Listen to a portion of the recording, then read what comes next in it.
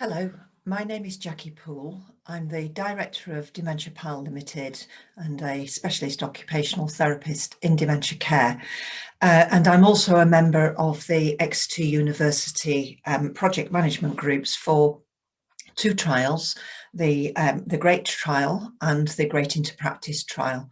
And this presentation is to share with you particularly some of the work from the GREAT into Practice trial, where we delivered cognitive rehabilitation for people living with dementia in a group of care homes. So just to explain to you, first of all, how we're viewing dementia in GREAT Cognitive Rehabilitation. And very clearly, we see dementia as a disability, which is widely accepted now as the view that dementia is the group name for the symptoms. And of course, people have these impacts on their cognitive abilities, and there's a few here on this slide, then that is going to lead to a disability in function. However, what we do know is that it's possible to build on the opportunity to deliver rehabilitation using a range of methods, as well as therapeutic environments. And that is why the new NICE guidelines that came out in June 2018 listed these four potential ways that they recommend, the non-pharmacological ways of actually providing interventions that build on rehabilitation and therapeutic environments. And I wanted to point you towards point 4 on here, where you can see that cognitive rehabilitation, or occupational therapy for that matter, can be used and is recommended to be used to support functional ability. So just to outline why this is helpful, and it's useful to look at the World Health Organization model for addressing disability and applying that particularly to people living with dementia. So the World Health Organization model, as you can see on this slide, view disability in three broad ways. First of all, looking at the impact of impairment, then looking at the impact on activity limitation, as well as looking at the impact on participation itself in meaningful lifestyle activities. So to kind of illustrate what that looks like in real life, I've applied this to the good old occupational therapy assessment of making a cup of tea, because I think that is really helpful to embed this into a real life activity. So if an individual has got an impairment of not being able to attend to items around them and to sensory inputs coming in to them, if they're unable to sequence the steps involved in making that cup of tea, and even if they're unable to recall, just basic information about who likes their tea in a particular way, who takes milk, who prefers it stronger, who likes their cup poured with the milk put in afterwards, who doesn't take milk at all those things. All those are going to be types of cognitive impairment that will impact on the ability to make that cup of tea. So the limitation, of course, therefore, of the activity is that they're either not going to make a cup of tea at all, or they're certainly going to be unable to make that cup of tea successfully unless something is done to reduce those impairments or to make the activity easier to do. But without that, then of course the person is less able to participate, not just in the action of making a cup of tea, but in the meaningful life that comes from having been able to take that action. So no longer making the cup of tea might mean no longer inviting people to the house. It might mean increased dependence upon the carer, for example. On top of all those three types of limitation, we've also got the issue around excess disability, the environmental factors themselves, and these are both physical environment and social environmental factors. So physically, it could be that the kitchen is too cluttered, and so it's difficult to be able to attend to objects amongst all the background noise, if you like, that's going on. But it could also be the opposite to that. It could be that the kitchen has become too tidy and things have been put away out of sight, and so it's hard for the person to be able to engage in that action. It could be a social excess disability that's been caused by a carer being too supportive, in a sense that they think it's easier for them to do it and they're taking the pressure off the person with dementia. Or they don't like their person to be making a mess in the kitchen, can be another point that can get in the way. And then, of course, that social disability can be internalised as well. And it might be that the person themselves is feeling low self-esteem, a fear of failure. So rather not do it than be seen to do something that is seemingly simple, being not able to do it. Although, of course, making a cup of tea is not that simple, and that's why occupational therapists use it as a very useful assessment. Now, what you've got on this slide also in red are actually the two ways that cognitive rehabilitation can have an impact. So, of course, cognitive rehabilitation can be used to optimise the environment with advice about how to minimise distractions and be more enabling with the task environment itself, but also supportive networks and self-belief, so looking at the social psychology of the disability too. But also over on the left-hand side of the slide, you'll see there that we can use cognitive rehabilitation to actually minimise the impairments as well. So great cognitive rehabilitation looks at both these elements. So great cognitive rehabilitation, great CR for short, is a structured programme, and that's what makes it different to simple cognitive rehabilitation. That's a description of several techniques, but great cognitive rehabilitation is the University of Exeter's model that we have developed into this structured programme, and I'm going to explain to you why that is different. It uses an individual approach, so it's a therapist or great CR practitioner to one-to-one with the individual with dementia, and probably with their care partner too, to enabling the person to living with dementia to function at their best possible level so that they remain engaged in doing things in meaningful life and with being with people, and so being able to manage those everyday activities.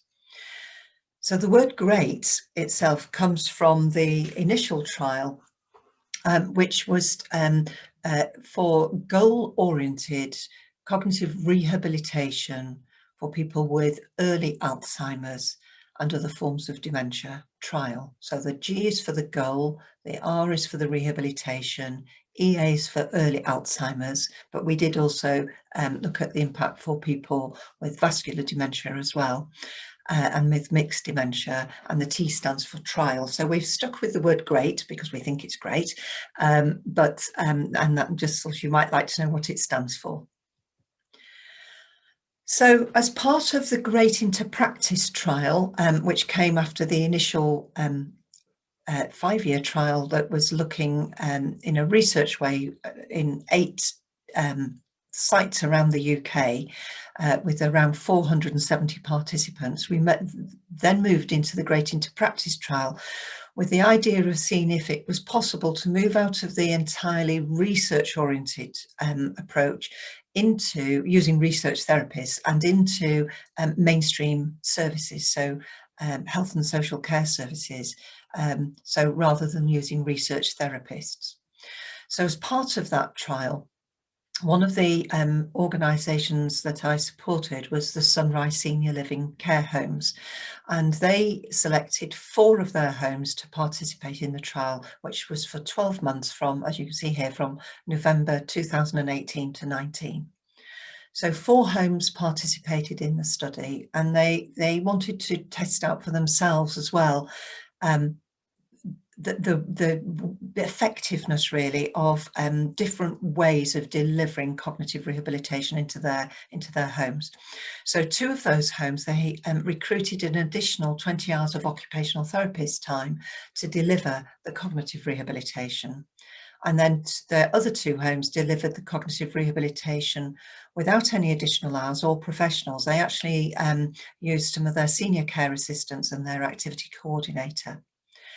And the great cognitive rehabilitation in the homes was delivered to each individual resident twice weekly in 1-hour sessions for 10 weeks.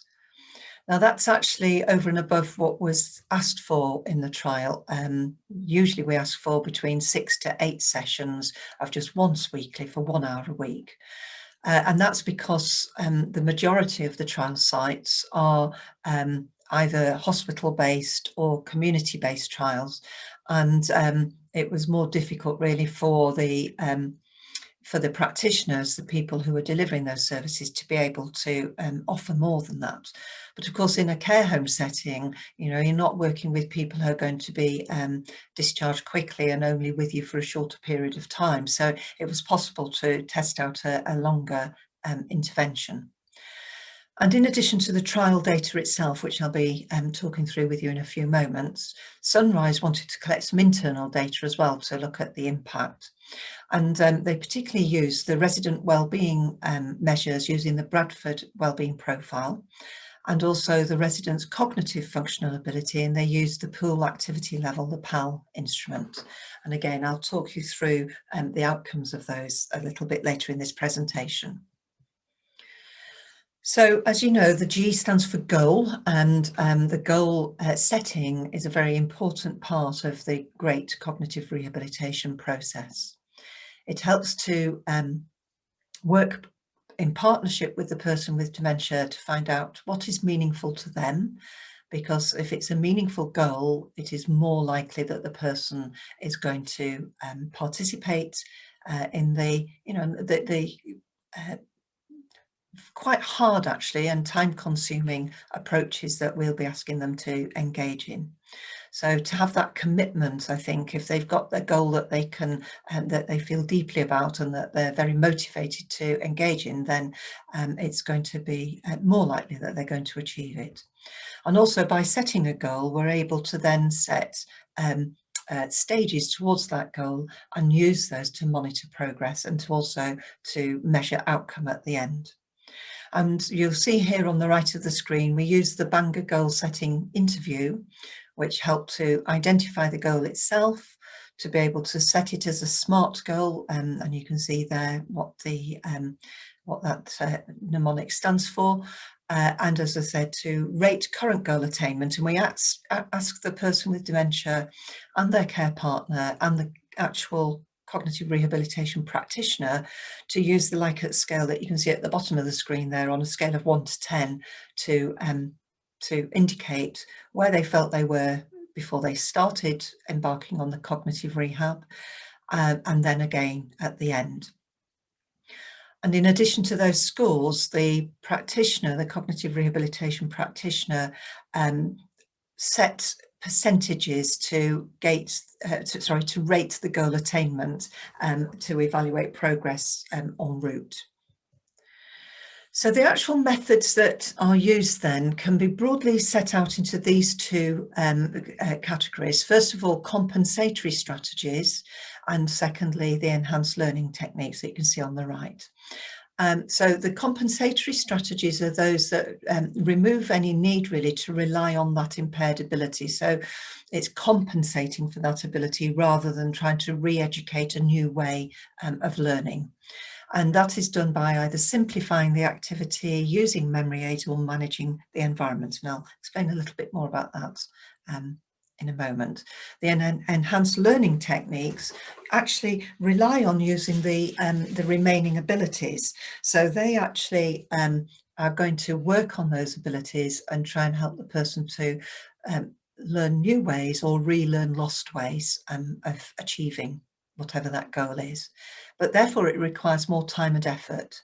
But so it is helpful for goals that are really important to the person. So before I move on and explain what those techniques are, just to say about the compensatory strategies. So for example, if somebody wanted to bake a cake because they've always baked, and actually the enhanced learning techniques, as I said, are quite demanding of the person, and they're not really that prepared to put that much time and effort into it, because while it's a nice thing to do, it's not absolutely important, and there's more important things they'd like to be doing. You might just simplify the activity and maybe buy a cake mix to just mix up and pop in the oven, so all that measuring and weighing and such like has been resolved.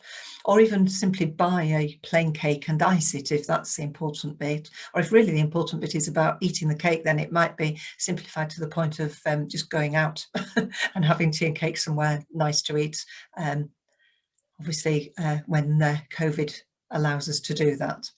But with the enhanced learning techniques, they can be further divided into different types of methods, depending on whether the person is wanting to achieve a goal that's to do with engaging in activity, such as baking that I've just mentioned, or actually engaging in activity as a goal that's something to do with learning or relearning some information. For example, a very classic one is to be able to remember the names of others, so grandchildren or friends at a social group.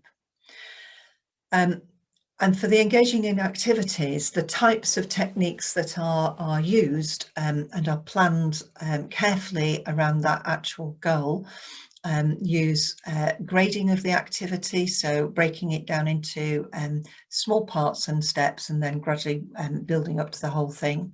Modelling, so the cognitive rehabilitation practitioner actually demonstrating and showing the person what to do, but very importantly, action-based learning, handing over to the person and encouraging them and enabling them to do it for themselves. Using prompts and then fading those prompts as the person becomes more able. Possibly introducing assistive devices as memory aids, but maybe then fading those too, and adapting the environment to support those techniques, which might be around decluttering the environment, for example, and very importantly using expanding rehearsal, which is practicing over and over again the physical movements involved in that activity, helps to embed it into the muscle memory, the procedural memory, so that the person begins to be able to carry out that action without really thinking about it. And of course, when we get to that point with anything, any activity, that's when it's become a skill, when you don't have to think and you can simply do. So expanding rehearsal is about practicing over and over again in gradually lengthening timeframes with gaps in between until the person is able to do it after several repetitions over a longer period of time. For the enhanced learning techniques for learning or relearning information, similarly to grading the activity, for the information, it would be chunked into smaller components so that the person is able to just group them and able to hold on to them in those kinds of categories, makes it easier. Elaboration is adding meaning to that information by elaborating on it, by adding to it some visual context perhaps. So if you're trying to remember the name of a child and his name is Jack, then you might elaborate and say, well, he's very lively, so I'm going to call him Jumping Jack. And that's adding in a mnemonic of a sort, but other mnemonics might be using alliteration, as Jumping Jack would be, but also perhaps simply using the initials to remember a list. So a classic one for us was BMW, stood for bus pass, mobile phone and wallet, for a gentleman to remember when he was going out. Prompting and the fading prompts can happen as well for information, and expanding rehearsal would happen again in terms of expanding the timeframes, but this time for remembering factual information rather than the doing. So as it says here on the slide, people very much differ in what works best. So, you know, there's a range of strategies to be tried, and it's a case of the cognitive rehabilitation practitioner identifying what's most helpful for each person. There is no set way, and it is a bit of trying something, and if it isn't working, then switching to something else. So wanted to show you what happened for those care homes in the Great Into Practice trial. And on this slide, you can see a comparison with the original trial, which I mentioned earlier on, the GREAT trial itself. And so what you see here, the green bars in the graphics are the care home interventions, and the grey bars are the original GREAT trial. So you're seeing here that actually the pale colours, the pale grey and the pale green, are the initial attainments, and the darker colours are the outcomes at the end of the interventions. And you can see for both the care homes and for the original GREAT trial, there was a significant improvement in terms of the attainment of those goals. And that's both for all three, for people with dementia, their care partners' views of the attainment, as well as the cognitive rehabilitation practitioners. And if you look at the data down below in the text box, you can see that for the initial attainment of the trial, for the original trial, we had 233 people where we were taking that data, whereas in the care homes we're talking about 29 or 30 people. But even so, that's, you know, a significant number of people in the care homes. And what you can see there is a very similar improvement. But if you look at the initial attainment, of course, the people who were living in the care homes were starting at a much lower baseline, and that's, you know, not surprising, given that if people have moved into a care home and are no longer living in their own home, they're likely to be a little bit further on with their experience of living with dementia. So what you're seeing here is people starting at a lower baseline, but actually improving to the same attainment level, if not slightly higher, than the people in the original GREAT trial. And that might have been because they were getting more interventions and more intensive interventions. Now, these two graphics show you the other impacts that the Sunrise collected. So we can see here, using the PAL instrument, that it was possible to see that, in fact, 59% just over of people actually maintained their cognitive level for 12 months from the start to the end of this trial period, with another 29, nearly 30% of people actually improving in their cognitive function during that period. So that is very heartening and I think very significant. And what it meant for the Sunrise care homes was that they were then able to obviously help them to work out where was best in their homes for the person to be living. Because people at a higher level of ability could live in the residential part of the home rather than the memory care part of the home, because that was for people with more advanced dementia. It was also a way of supporting their evidence to help with their marketing, for showing the impact of what they were doing to potential customers, and caused great interest, as you can imagine, amongst the actual business of the care home. But likewise, you know, so importantly, this went hand in hand with what you've got on the right of the screen here, is about resident well-being. And we saw that 25% of residents' well-being actually maintained, and 40% of residents' well-being improved. Now, this was, you know, you might be worried to see that 35% reduced, and of course there were other variables happening at the same time. But the thing was that in the care homes, the residents in those care homes were starting at very high levels of well-being to begin with. So there wasn't a huge amount of places to go to with that. But it was good to see that 65% either improved or maintained, even on the high levels they'd already got.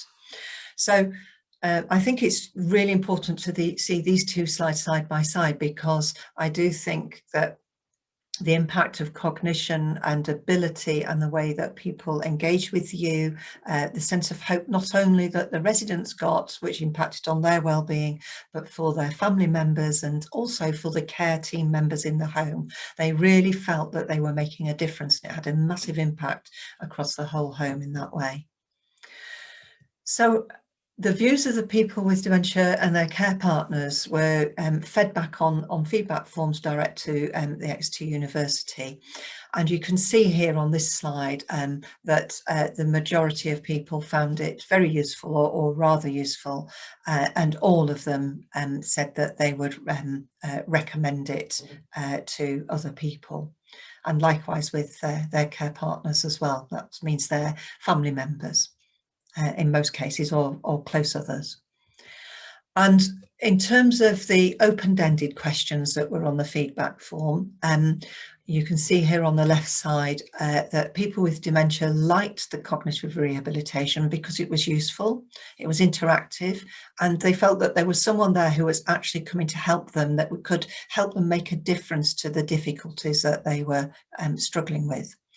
They felt that cognitive rehabilitation made a difference because they learned or improved their knowledge and abilities, and they gained confidence, and that was hugely important, and helped very much, I would say, with that communal living in care homes, that they felt more confident around their peers, around the other residents in the neighbourhood. And in addition, their care partners acknowledged that they learned themselves skills for better supporting their loved ones when they came to visit, and they had a good experience of cognitive rehabilitation overall. And on the right here, you've got a few quotes from people. The top few are from persons with dementia themselves, who they didn't know how to use a mobile phone, and now they do. I feel more confident, it's boosted my feelings about myself, and I feel more secure. And the care partner said as well about the husband being able to research more and feels more independent. And that was, care partner was the wife, and the husband was the resident, who was actually his goal was to learn to use the computer and be able to search and understand more about his own condition. So I just wanted to finish with this slide, because I think it's really important to reference back here to the work of Professor Tom Kidswood, and hopefully if you're not familiar with his book Dementia Reconsidered, which you can see on the slide here, you might access it. But in this book, Tom on page 64 is talking about this concept of rementia. And rementia is the concept of reducing the symptoms, because, as I said at the start, dementia is the name for the symptoms. So rementia concept is that the symptoms could be reduced. And at that time, we're talking here 1997, when this book was published, Tom was saying that the evidence for a more optimistic view of dementia is very fragmentary yet. Nevertheless, the general inference to be drawn from research to date is how much has been achieved through interventions that are only relatively modest. If improvements were consistent and throughout the entire context of dementia, we might reasonably expect to see much more of this. We are very far from having reached the limits that are genuinely set by the structural state of the brain. Now, that was written in 1997, and I think what I've shown you and shared with you on these slides is that now we've got a more robust view. It's not so fragmentary. We've actually studied now for the last, well, 20 years probably, but certainly the last 8 years has been the GREAT trial and the GREAT into Practice trial. And so now I think the interventions and the research data that we've got from that aren't modest anymore. I think they're significant.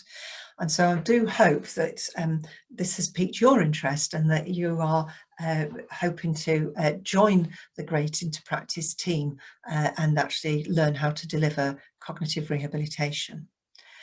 So I would like to just acknowledge all the people who have been involved in these studies so far, and you can see on this slide the list, and also at the bottom there the logos of all the different organisations that have been involved too. And if you would like further information, and you would like to find out about becoming a GREAT cognitive rehabilitation practitioner, you can certainly find out more on the website by going to the link there, or you can contact Dr. Kudlik on the email address there. So thank you very much for listening to this presentation. I hope it's been useful to you.